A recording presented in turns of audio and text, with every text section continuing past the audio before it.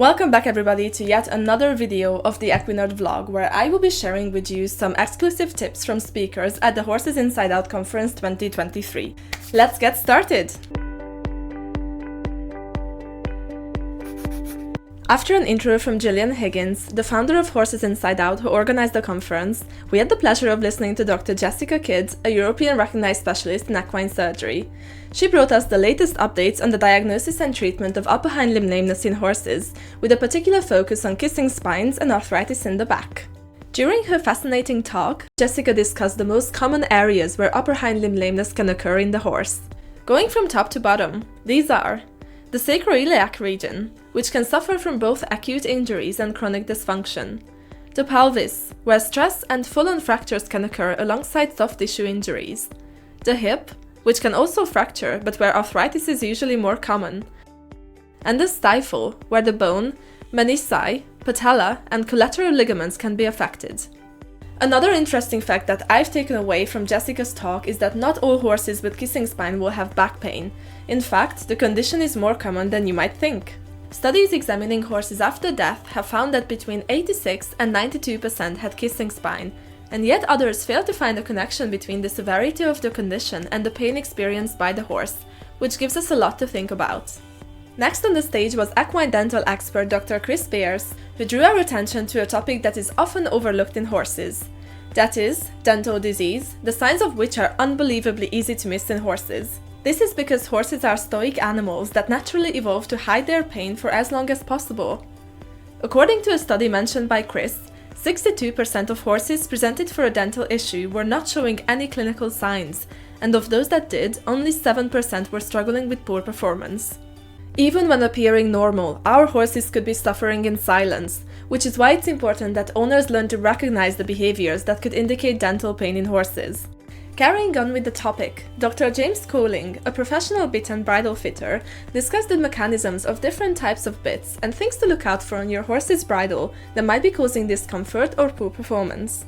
Whether the bridle is used with or without a bit, make sure there is plenty of clearance around the ears and the cheek pieces are not coming into contact with the TMJ or facial crest. Avoid tight nosebands and bits that are too small or wide, and remember that badly fitting tack can alter the horse's posture and biomechanics. So if you're not 100% sure, get a professional to look at your bridle and make sure it ticks all the right boxes. Moving into the area of sports psychology, Charlie Unwin, a renowned performance psychologist and founder of Center 10, opened our eyes to things that make or break a successful rider and how we can perform better in the saddle. There are several elements that distinguish a national from an Olympic rider, and one of the biggest factors is how well they can internalize their personal best. Taking professional swimmers as an example, Charlie said those competing on a national level are always within a few seconds of their personal best when training, whereas Olympic swimmers are only a few milliseconds off. To get the most out of your training sessions, he recommended practicing visualization and mindfulness, improving memory recall of what just happened, and making every experience count. His book, Inside Out, is a fascinating read to anyone who wants to learn how to train their mind and nerve like a champion. The next speaker was independent equine nutritionist Claire McLeod, who enlightened us about the essence of feeding horses and which types of supplements are really worth buying. According to Claire, there has been very little research done on the effectiveness of different supplements and feed ingredients in horses, which makes it very hard to tell which ones are actually going to achieve the desired results. The few products that have valid scientific backing include digestive support supplements with live yeast, collagen, nutraceuticals, some protein balancers, essential amino acids, vitamin and mineral supplements, and biotin. Claire pointed out that less is more when it comes to equine nutrition, and feeding horses is simply about providing forage and something in the bucket to balance it. Staying in the space of nutrition and supplements, Dr. Liam Gable, a veterinary surgeon and gastrointestinal specialist at Protection Equine Premium, gave us an insight into what makes up a horse's microbiota and how changes within it can influence the gut, the immune system, and even behavior. If the natural balance of the microbiota is disrupted, feeding the horse probiotics, prebiotics, or postbiotics can help rebalance this complex ecosystem. As a reminder, probiotics are live microorganisms that provide a health benefit to the animal. Prebiotics are food for health-positive bacteria, and postbiotics are dead microorganisms that have a similar effect to prebiotics. Feeding these additives offers several proven health benefits to the horse, such as improved digestive function and metabolism, reduced inflammation and bad bacteria in the gut, improved joint health, and even a calming effect. Next on the stage was Dr. Nicolas de Prouveire, Head of Welfare and Behaviour at Red Wings Horse Sanctuary.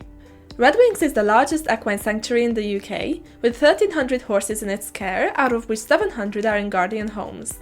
Managing a large number of horses in one place requires awareness of disease risk and biosecurity, which is what Nick had come to talk to us about at the conference.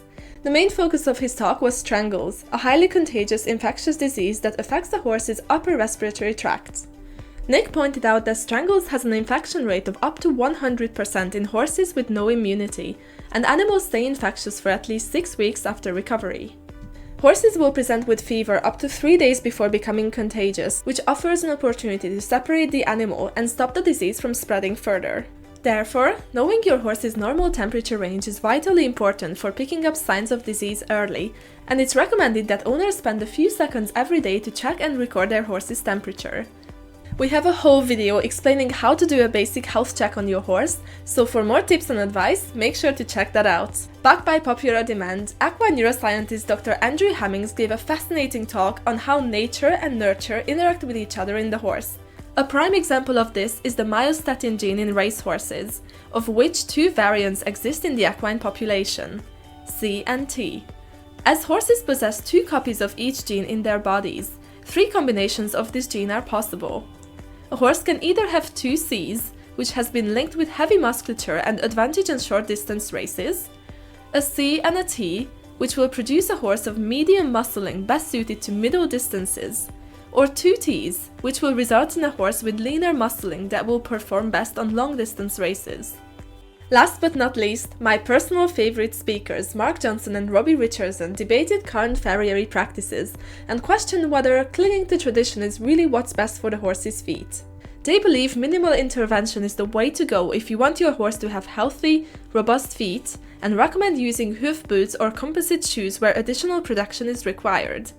They also pointed out that most farriers today still trim for aesthetics rather than functionality, cutting away perfectly healthy tissue that the horse spent considerable time growing. Making sure the frog comes into contact with the ground is vitally important for shock absorption, healthy circulation, and good hoof structure, and should be the cornerstone of hoof care in horses. I hope you enjoyed listening to the highlights of this year's Horses Inside Out conference, and if you want to learn more about equine anatomy, biomechanics, and how you can improve your horse's performance, check out the Horses Inside Out Academy, which is a free-to-join learning platform loaded with useful resources and practical advice. That's it for now, everybody. Until next time, remember to ride smart.